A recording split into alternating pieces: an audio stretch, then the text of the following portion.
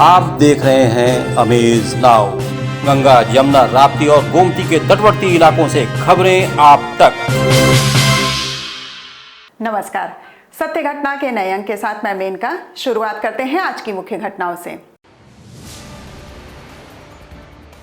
गोरखपुर जनपद के वनटांगिया गांव में बीजेपी राष्ट्रीय अध्यक्ष ने लोगों से किया संवाद। बोले, नेतृत्व सही हो तो दिखता है विकास। बड़हलगंज में हुई महिला की हत्या के मामले में एडीजी जोन ने किया घटनास्थल का निरीक्षण। गोरखपुर जनपद के कंपियरगंज में करंट की चपेट में आने से 2 की मौत, 1 घायल। पूरे प्रदेश में बड़े उत्साह के साथ पुलिस कर्मियों ने मनाया झंडा दिवस।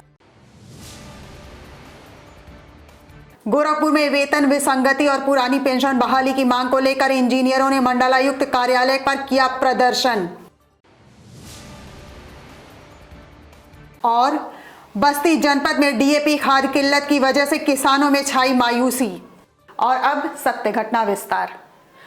भाजपा के राष्ट्रीय अध्यक्ष जगत प्रकाश नड्डा सोमवार की देर शाम गोरखपुर के बनटंगिया गांव रजही खाले पहुंचे, जहां उन्होंने 1000 ग्रामीणों से संवाद करने के साथ उन्हें पार्टी की सदस्यता मोबाइल नंबर पर मिस कॉल देकर दिलवाई।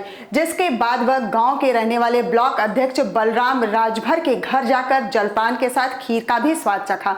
इस दौरान उन्होंने ग्रामीणों को संबोधित करते हुए कहा कि बटन सही वोट पर दब जाता है तो सरकार बन जाती है, बटन गलत दब जाता तो गोली भी चल जाती है। आजाद भारत में यह कहानी देखने का मौका मिला कि 1947 में आजादी मिली और आपको 2008 के बाद 2017 में जमीन का अधिकार मिला। यह भी हमको देखने का मौका मिला।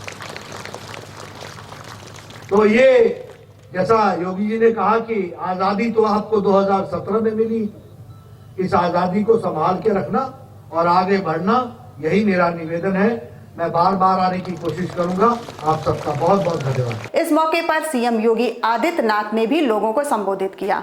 आज यहाँ पर हर परिवार के पास अपना पक्का मकान है, बिजली है, हर एक को राशन मिल रहा है, हर एक को जमीन का पट्टा मिल गया है, हर एक के जीवन में शासन की सभी योजनाओं का, किसी को निराश्रित महिला पेंशन, किसी को वृद्धावस्था पेंशन, किसी को दिव्यांगजन पेंशन, जमीन का पट्टा है तो किसान सम्मान निधि का लाभ, राशन की सुविधा का लाभ, मकान का लाभ, शौचालय का लाभ, हर प्रकार की सुविधा, पानी है, सब कुछ उनको प्राप्त हो रहा है। स्वास्थ्य की सुविधा, स्कूल की सुविधा, ये सब कुछ उपलब्ध यहाँ पर होने लग गई है।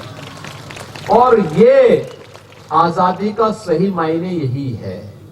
गोरखपुर जनपद के बड़हलगंज थाना क्षेत्र स्थित सिधुआपार न्यू कॉलोनी की रहने वाली महिला की घर में घुसकर हत्या के मामले में आज एडीजी जोन अखिल कुमार द्वारा घटनास्थल का निरीक्षण कर आसपास के लोगों से पूछताछ किया गया।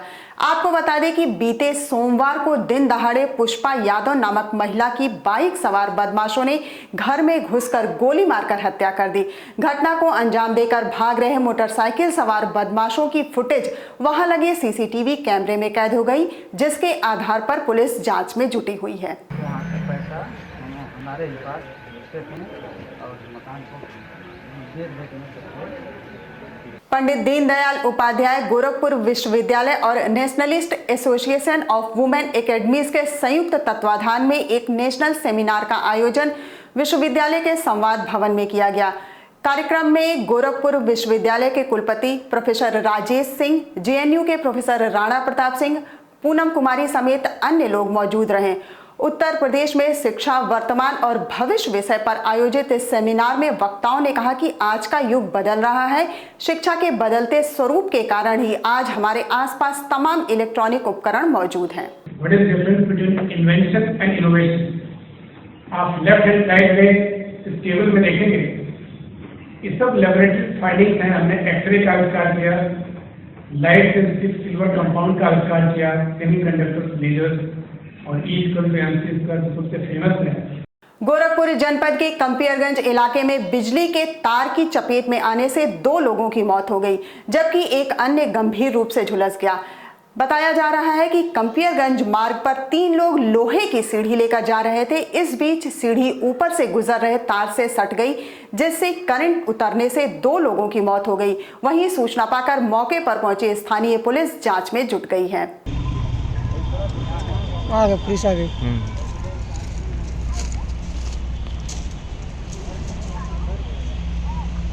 वेतन विसंगति और पुरानी पेंशन बहाली सहित अन्य मांग को लेकर आज उत्तर प्रदेश डिप्लोमा इंजीनियर्स महासंघ के बैनर तले इंजीनियरों द्वारा कमिश्नर कार्यालय के समक्ष जमकर प्रदर्शन करते हुए धरना दिया गया। इस संबंध में प्रदर्शन कर रहे कर्मचारियों का कहना है कि मुख्यमंत्री योगी आदित्यनाथ जब सांसद थे तो वह उनके लिए लड़ाई लड़ते थे, लेकिन आज जब उनके हाथ में सब कुछ है तो वह हम लोगों की आवाज नहीं सुन रहे हैं। वेतन विसंगतियां हम लोगों की हैं। एक बार वेतन दिया भी तो बाद में उसको 42 के बाद 400 देकर अतिरिक्त वेतन दिए रहे थे, उसको भी समाप्त कर दिए। यहीं पर दूसरे विभागों में 4600 हाइडल को 4600 दे दिए, दूसरे स्टेट 4800 दे रहे हैं, लेकिन उसके बावजूद भी यहाँ हीलावाली हो रही है। आज माननीय मुख्यमंत्री जी यही जब सांसद यहाँ पर थे, गोरखपुर के समान माननीय सांसद थे, उन्होंने स्वयं अपने पक्ष में हम लोग के पक्ष में रिपोर्ट लिख के दिया था कि इनकी मांगे जायज़ हैं। उन्होंने न्यायालय में भी मामला उठाया था, उनकी पुरानी पेंशन मिलनी चाहिए थी और इनकी वेतन विसंगतियों को दूर किया जाना चाहिए था। आज उनके हाथ में सत्ता है, उनके हाथ में अधिकार है, फिर भी ये हीलावाली हो रही है। महानगर के गोलघर इलाके को जिला प्रशासन द्वारा नो पार्किंग जोन घोषित कर देने के बाद गोरखपुर नगर निगम ने अपनी कमर कस ली है। इस क्रम में नगर निगम की प्रवर्तन टीम और ट्रैफिक पुलिस ने गोलघर इलाके में संयुक्त रूप से अभियान चलाकर दुकानों के सामने सड़क पर खड़े वाहनों को हटाने के साथ ही कुछ वाहनों को टीम ने टोचन कर यातायात विभाग की यार्ड में भेज दिया। इस संबंध में नगर निगम प्रबंधन दल के प्रभारी कर्नल सीपी सिंह ने कहा कि पहले दुकानदारों को सचेत किया गया था, आगे से कार्रवाई की जाएगी। ट्रैफिक पुलिस की एसपी ट्रैफिक साहब भी आई थी हमारे अपने नगर निगम में, तो नगर साहब ने कहा था पुलिस प्रशासन, ट्रैफिक पुलिस और नगर निगम प्रशासन ये तीनों मिलके एक जॉइंट ऑपरेशन चलाएंगे और इसको ये जो फर्स्ट फेज में आपका सासी चौक से लेके काली मंदिर तक का एरिया हम लोगों ने चुना है, क्योंकि ये सबसे प्रोमिनेंट इलाका शहर का है। इस पे हम लोग जाम से इसको मुक्त करना चाहते हैं और पब्लिक को मैं ये अनाउंसिंग सिस्टम के माध्यम से हम उनको बताना चाहते हैं कि आपकी पार्किंग में जाके अपनी जो गाड़ियां हैं उसको वहाँ पे पार्क करें। और दूसरा, जो इस पे ठेले वाले थे उसके लिए हमारे नगर निगम परिसर में म्यूजिकल फाउंटेन बना है, जिसका भी उद्घाटन अभी माननीय मुख्यमंत्री जी ने किया था, उसका वो उपयोग करें। वक्त हो चला है छोटे से ब्रेक का। शेष खबरें ब्रेक के बाद। वेलकम टू जया शक्ति इंफ्राकॉन LLP। 5 अलग अलग साइट्स चल रहे हैं गोरखपुर और बस्ती जनपद में। हर प्रोजेक्ट पर पाएं कम दाम में प्लॉट या बनवाएं अपने सपनों का आशियाना। Ayush Golf City, Sunauli Road, Gorakhpur. Ayush Residency, Karjaha, Gorakhpur. Ayush Smart City, Sonbarsa, Gorakhpur. Ayush Global City, Marapar, Gorakhpur. Ayush Green City, Parsa Jafar, Basti. हर प्लॉट की रजिस्ट्री पर मिलेगा सोने का एक सिक्का।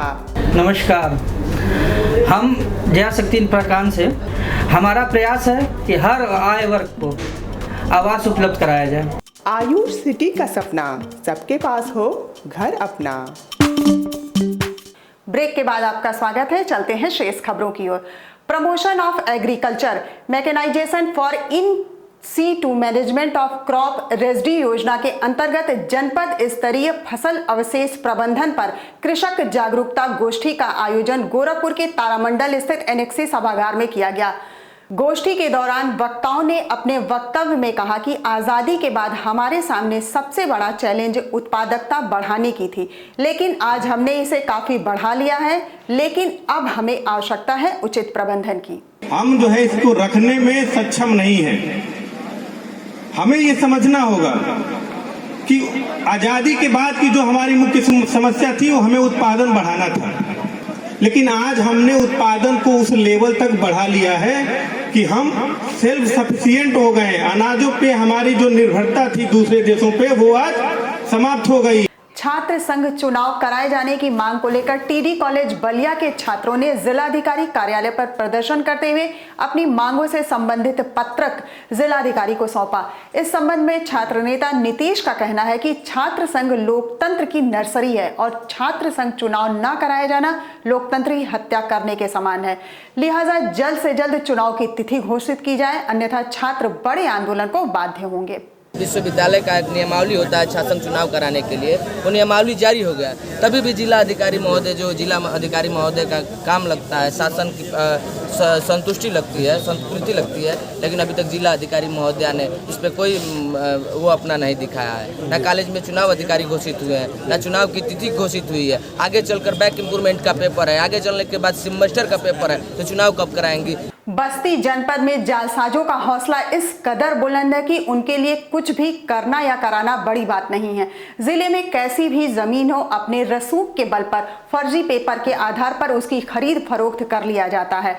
पूरा मामला जनपद के रुधौली नगर पंचायत स्थित विशुनपुरा के वार्ड 15 का है, जहां गांव के नवी रहम ने फर्जी कागज दिखाकर नजीबुन निशा को मदरसे और उसकी जमीन रजिस्ट्री कर दी।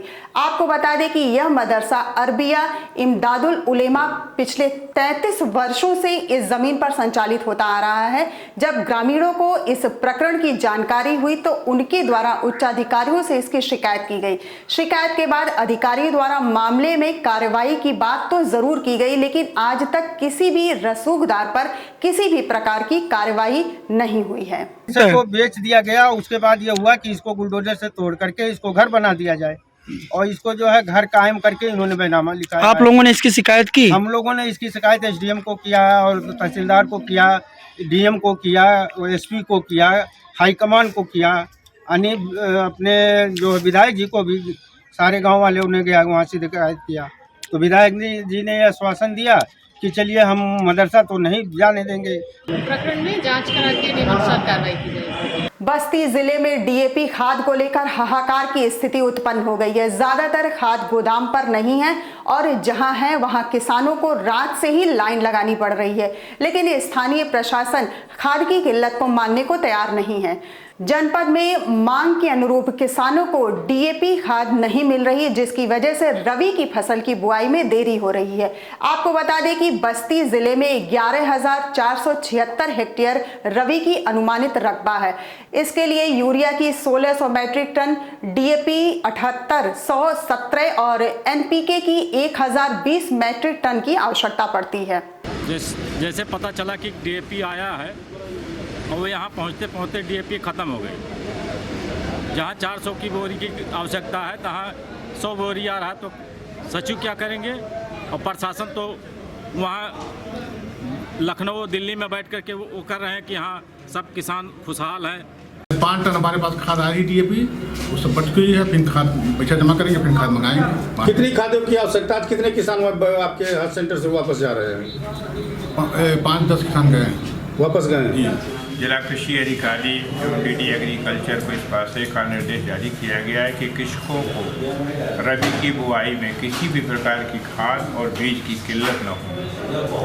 एतत् संबंध में जब कभी शिकायतें प्राप्त होती हैं तत्काल जिला कृषि अधिकारी जिला संबंधित एसडीएम के माध्यम से समितियों पर वितरण की कार्रवाई सुचारू रूप से सुनिश्चित कराने का कार्य किया।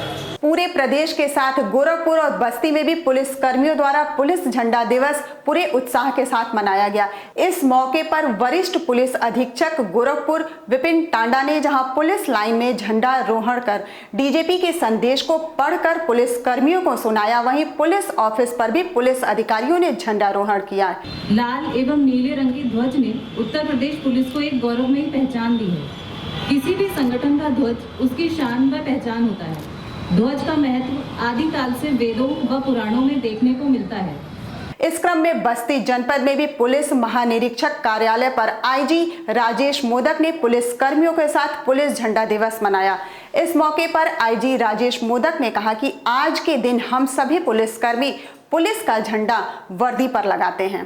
झंडा दिवस 23 नवंबर में के दिन हम लोग सभी लोग फ्लैग धारण करते हैं, जैसे कि आपने देखा है कि वर्दी पे हमने फ्लैग धारण किया है, उसी तरह सभी ऑफिसर्स, सभी एम्प्लॉयज़ पुलिस के फ्लैग धारण करते हैं और फ्लैग होइस्टिंग होता है और डीजीपी महोदय का संदेश पढ़ा जाता है इसमें। तो हमारे रेंज में और हमारे जनपदों में भी यही किया गया है। बच्चों में किताबें पढ़ने की रुचि पैदा करने के उद्देश्य से गोरखपुर जिले के सभी परिषदीय और कस्तूरबा गांधी आवासीय विद्यालयों में रीडिंग मेले का आयोजन किया गया। इस क्रम में सीडीओ इंद्रजीत सिंह ने नार्मल स्थित कस्तूरबा विद्यालय में न सिर्फ औचक निरीक्षण किया बल्कि छात्रों के उत्साहवर्धन के लिए उनसे शिक्षा पर चर्चा भी की। इस संबंध में सीडीओ इंद्रजीत सिंह ने कहा कि शिक्षा का स्तर सुधारने के लिए इस तरह का प्रयास जरूरी है। गोरखपुर में जितने भी कस्तूरबा गांधी विद्यालय हैं और इसके अलावा परिषदीय विद्यालय है, आज से वहाँ पर रीडिंग मेले का जो शुरुआत की जा रही है। प्रतिदिन 9 बजे बच्चे एक स्वयं से रीडिंग करेंगे, आपस में उसकी डिस्कशन करेंगे, लाइब्रेरी में बैठेंगे और जो कविता है, पाठ है, पढ़ के सुनाएंगे और उस पर विचार करने के बाद अपने टीचरों के सहयोग से एक डिस्कशन का माहौल, रीडिंग की हैबिट डेवलप करेंगे। सत्य घटना के आज के अंक में बस इतना ही। तेज, सटीक और ताज़ी घटनाओं को जानने के लिए जुड़े रहिए अमेज नाउ के फेसबुक पेज, यूट्यूब चैनल और वेब पोर्टल से। अगले अंक में आपसे फिर होगी मुलाकात। तब तक के लिए नमस्कार।